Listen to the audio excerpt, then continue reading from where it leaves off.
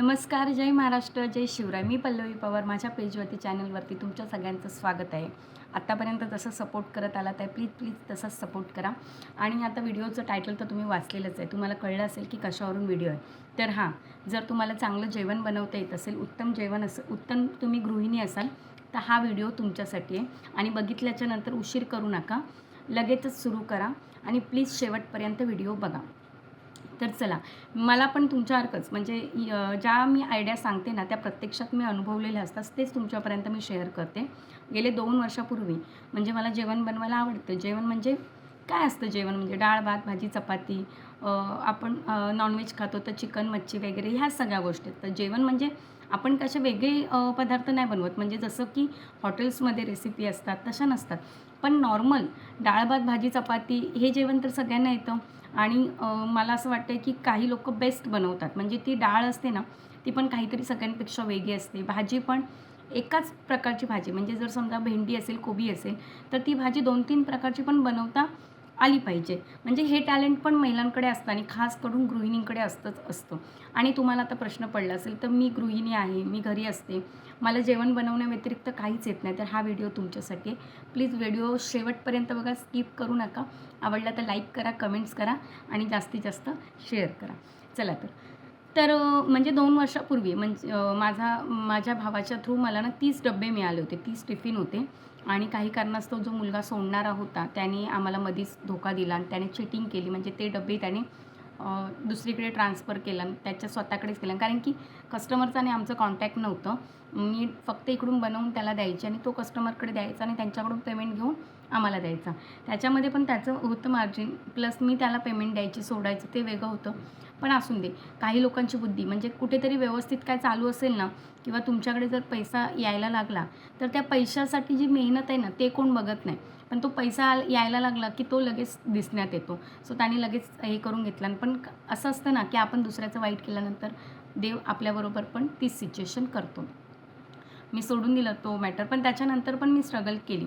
तर टिफिनबद्दल बोलते. करेक्ट, तुम्ही आत्तापर्यंत विचार केलात तोच आहे की मी जेवणाच्या टिफिनबद्दल बोलते. आणि माझ्याकडे 30 टिफिन होते. मी सकाळी 6 वाजता उठायचे आणि माझ्या बाजूला एक माझ्या ताई, म्हणजे माझी मैत्रिणीच आहे, त्या असायच्या. त्या फक्त चपाती करायला असायच्या. म्हणजे त्या मी पीठ वगैरे मळून ठेवायची, त्या येऊन मग चपाती लाटायला मदत करायच्या, मी शेकवायची. बाकी 30 लोकांचं डाळ, भात, भाजी आणि ज्या दिवशी नॉनव्हेजचे वार असतात म्हणजे बुधवार आणि शुक्रवार, त्या दिवशी चिकन वगैरे असायचं. सो असं मी 30 टिफिन रेडी करायची. रोज सकाळी 6 वाजता उठल्याच्यानंतर माझं 10 वाजेपर्यंत काम पूर्ण कंप्लीट होऊन जायचं. म्हणजे सकाळी 6 वाजल्यापासून 10 म्हणजे दिवस जेव्हा लोकांचं चालू व्हायचं ना, तोपर्यंत माझं महिन्याला 50,000 रुपये कमवून कंप्लीट व्हायचं. म्हणजे एक थोडक्यात सांगते. पण आणि मला कधीच वाटलं नाही की त्याच्यामध्ये स्ट्रगल आहे किंवा आहे. कारण की ठीक आहे ना, डाळ भात भाजी काय आहे, एकदा गॅसवरती चढवली की झालं का. मी एकदम खुश होऊन करायची. आणि कसं असतं मैत्रिणींनो, आपल्याला पैशाची गरज असते आणि जर कुठून पैसे येणार असतील तर ते काम आपल्याला कितीही कठीण असलं ना तरी सोपं वाटते. पटतं की नाही ते नक्की कमेंट्स करून सांगा. तर अशी सुरुवात झाली होती, छान होतं सगळं व्यवस्थित. आणि मग त्याने 3-4 महिने माझं व्यवस्थित चाललं. आणि त्याने मधीच शेण खाल्लं की त्याने ते डबे स्वतःच्या बायकोकडे फिरवले का दुसरे कोणाला दिले मला काहीच कळलं नाही. पण कसं असतं, लोकांना जेव्हा चव कळते, म्हणजे ते जे डबे होते ना, मी 7 डबे 7 डबे मी सुरुवातीला टेस्टिंगला दिले होते. त्याच्यानंतर मला 14 डबे मिळाले, मग 20 मिळाले, मग 22 मिळाले. असे करून म्हणजे एकूण 30-32 टिफिन झाले होते. म्हणजे लोकांना टेस्ट आवडते ना, त्याच्यावरती लोकं मागणी करतात. आणि त्याने ते ट्रान्सफर केल्याच्यानंतर लोकांना कदाचित टेस्ट आवडली नसेल. मी नाही बोलत आहे की मी भारी बनवते, पण कालांतराने त्याचे ते टिफिन बंद झाले. मग त्याच्यानंतर मी काय केलं की आत्ता मला अनुभव आला होता. माझ्यासाठी ते पहिल्यांदा होतं ते काम की टिफिन म्हणजे कसं जेवण बनवायचं. आपण जे जेवण बनवतो ते बाहेर दिलं तर चालतं का? तर हो, आपण जे घरगुती जेवण बनवतो ना तेच जेवण बाहेर लोकांना आवडतं. कारण की ऑफिसेस असतात. आता माझे जायचे ते कोर्टात टिफिन जायचे. मग तिथे लोकांना काही, तिथे बाजूला हॉटेल्स नाही आहेत, तिथे पण पोळी भाजी असतात. पण तरी पण ती लोकं घरगुती टिफिन मागायचे. कारण की त्यांना हायजीन मेंटेन ठेवलेलं पाहिजे आणि घरातलं जेवण पाहिजे, असं बऱ्याच लोकांची मागणी असते. त्यामुळे घरगुती टिफिन असतील ना तर म्हणजे स्टार्ट कराच, लोकांचा छान रिस्पॉन्स असतो. आता परवाच एका ताईंचा मला कॉल आला होता. म्हणजे ओळखीच्याच आहेत, स्कूलमधल्याच आहेत. माझ्या मुलगी आणि त्यांचा मुलगा एकाच स्कूलमध्ये आहेत आणि आधीची ओळख आहे थोडी. तर त्या टिफिन चालू करत आहेत. तर त्यांनी मला माहिती विचारली की मी किती रेट सांगू. तुम्ही किती घ्यायचं. तर मी जेवढे रेट घ्यायचे काय मी त्यांना सांगितलं. इवन मी त्यांना बोलली माझ्याकडे टिफिन पडलेले पण आहेत, तुम्हाला सुरुवात करायची असेल तर सध्यापुरते घेऊन जा. तर ही त्यांनी सुरुवात म्हणजे मला वाटते त्यांच्याकडे काहीतरी 4 का 5 टिफिन आले होते सकाळ संध्याकाळ. म्हणजे मी जर कॅल्क्युलेशन केलं ना तर महिन्याला 10 ते 15,000 रुपये मिळत होते. काय करायचं होतं त्यांना की 4 माणसं जेवतात त्याच्यामध्ये 4 टिफिन सकाळचे करायचे होते, 4 माणसांचं जेवण, 4 माणसांचं परत संध्याकाळी एक्स्ट्रा करायचं होतं. म्हणजे जिथे आपण 1 वाटी भात टाकतो तिथे 2-3 वाटी भात टाकायचा होता. जिथे 1 वाटी डाळ टाकतो तिथे 2 वाटी डाळ टाकायची होती. म्हणजे असं काही मोठं लॉजिक नाही. जिथे तुम्हाला पाव किलो भाजी लागायची कदाचित तिथे तुम्हाला 1 किलो भाजी लागेल, नाही तर अर्धा किलो भाजी लागेल.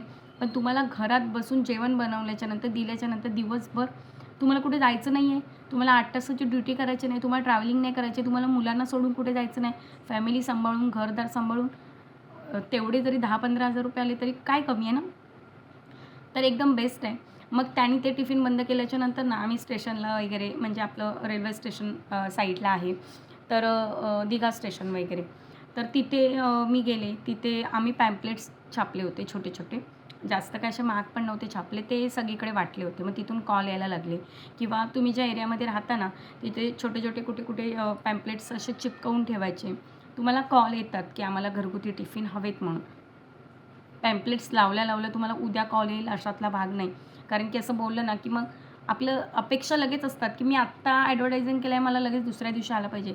8 दिवसानंतर तरी त्या नंबरवरती कोणाचं तरी लक्ष जाईल, त्या ॲडव्हर्टायझिंगवरती लक्ष जाईल आणि तुम्हाला नक्की कॉल येईल. सो मी स्टेशनला गेले.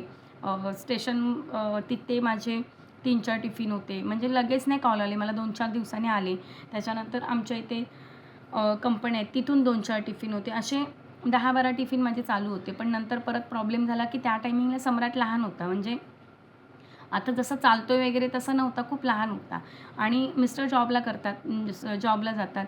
आणि मग त्यावेळेला माझा प्रॉब्लेम व्हायचा की माझ्या घराच्या इथून 20-25 मिनटाच्या अंतरावरती होतं आणि मला त्याला सोबत उचलून घेऊन ते टिफिन घेऊन जायला जमत नव्हतं. सो म्हणून मी ते बंद केलं. आणि बंद करताना जे कोण करत होती त्यांना मी ते टिफिन देऊन टाकले. म्हणजे बाबा करा, मी नाही करत आहे ते तुम्ही ॲटलिस्ट करा. जेव्हा आपण दुसऱ्याला मदत करण्याची भावना ठेवतो ना त्यावेळेला ऑटोमॅटिक आपली पण मदत करायला कोणतरी असतो. आणि ह्या एका ह्याच्यावरती ना मला खूप अनुभव आहे आणि माझा विश्वास आहे की तुम्ही कर्म चांगले केलात ना तर आपल्या कर्माचं फळ हे चांगलंच मिळतं, कधीच वाईट मिळत नाही. सो ते टिफिन चालू करू शकता तुम्ही, बेस्ट आहे. सेकंड, जर तुम्हाला तो पण ऑप्शन असेल की तुम्हाला ॲडव्हर्टायझिंग करायची नाही, बाहेर कुठे जायचं नाही, तर आत्ताच लगेच तुमचा आत्ता जो मोबाईल आहे ज्याच्यावर तुम्ही माझी व्हिडिओ बघताय याचा अर्थ तुमच्याकडे अँड्रॉईड मोबाईल आहे. किचन तर मुंबईला सगळ्यांकडेच ओटा वगैरे असतो आणि छानपैकी त्याला साफसुथरा करून मस्तपैकी जे तुम्हाला बेस्ट येतं आहे त्याची व्हिडिओ बनवायला सुरुवात करा. आणि सगळ्यात पहिल्यांदा मला असं वाटतं की माझ्या प्रत्येक बहिणीनी, प्रत्येक मैत्रिणी स्वतःचं यूट्यूब चॅनल ओपन करावं. त्याच्यामध्ये असं काहीच चुकीचं नाही आहे. आता यूट्यूब चॅनल खोलणार आहे, आता मी यूट्यूबवरती आहे, मग मी चुकीची आहे का? जे तुम्हाला येतं ना ते एकदम बेस्ट व्हिडिओ करायच्या आणि तुमच्या चॅनलवरती टाकायला सुरुवात करा. तुम्हाला जर त्याच्यावरती पाहिजे असतील की तुम्ही मला कमेंट्स करा की चॅनल कसं खोलायचं तुम्हाला माहिती नसेल, व्हिडिओ कशा शूट करायच्या, कशा एडिट करायच्या, जर तुम्हाला त्याच्यावरती व्हिडिओ पाहिजे असतील तर मला लगेच कमेंट्समध्ये मेसेज करा.